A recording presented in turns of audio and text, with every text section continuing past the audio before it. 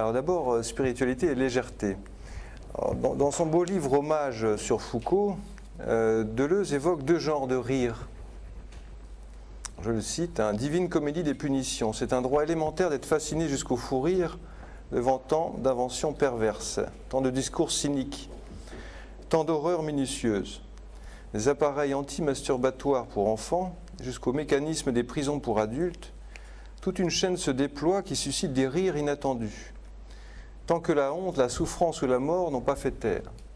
Les bourreaux rient rarement, ou ce n'est pas du même rire. Vallès invoquait déjà une gaieté dans l'horreur propre aux révolutionnaires qui s'opposaient à l'horrible gaieté des bourreaux. Il existe donc un premier sens du mot spiritualité qui désigne très simplement une forme d'humour dont la légèreté s'exprime à mon avis comme une résistance. Le rire qui résiste à la méchanceté est celui de l'enfance, celui du fou rire, de l'amusement avec deux bouts de ficelle ou avec un stylo. On peut le revendiquer comme le premier degré de spiritualité.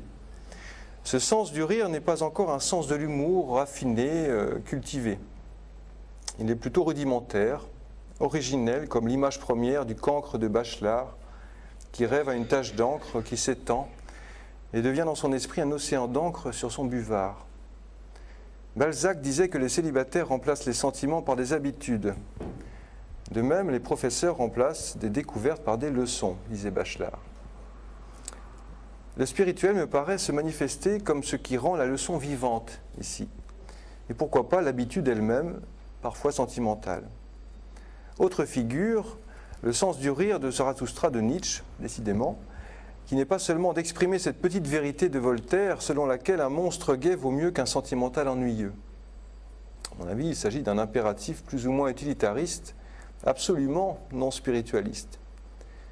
La vérité spirituelle du rire de Zarathustra est de s'opposer au ressentiment, à l'ascétisme triste et punitif.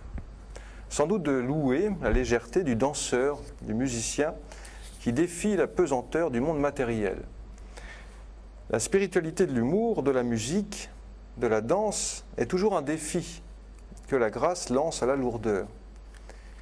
Il est naturellement difficile, du point de vue de l'esprit de pesanteur, de saisir la mélodie en n'entendant que des sons ou des notes. Le matérialiste perçoit les mêmes choses, mais n'y voit ou n'entend aucun sens. Le problème n'est donc pas de savoir si on peut rire de tout ou non. Évidemment, on ne peut pas rire de tout, ou plutôt, on peut toujours essayer car on est sûr d'y arriver. Il est toujours facile de faire appel à ce qu'il y a de plus bas en soi ou chez l'autre. C'est le rire qui blesse, sans spiritualité, à l'opposé du rire qui libère, innocent, qui lui vient de l'enfance.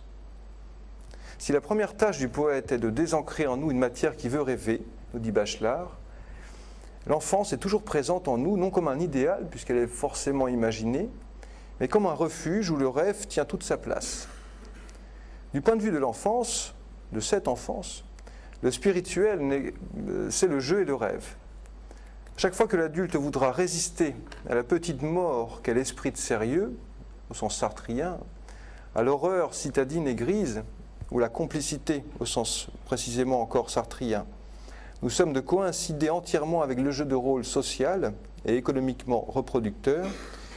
Il lui faudra faire appel à cette légèreté, ce court décalage où se manifeste non seulement l'expérience que nous faisons du monde, mais comme l'explique Renaud Barbaras dans son étude sur la phénoménologie de Patočka, l'expérience que nous sommes, autrement dit la liberté comme autre nom de la spiritualité. Alors, deuxième aspect,